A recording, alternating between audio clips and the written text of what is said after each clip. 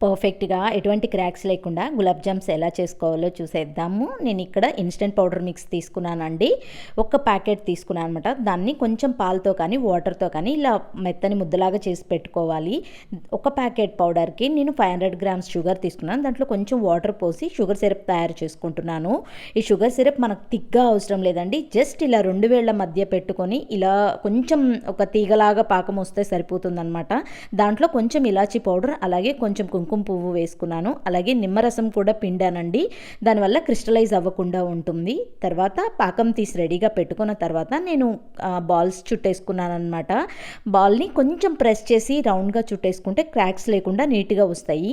Oil పెట్టుకున్నప్పుడు మనకి మోడరేట్గా ఉండాలి, ఎక్కువ హీట్ ఉండకూడదు, అలానే ఎక్కువ లోలో కూడా ఉండకూడదు అనమాట.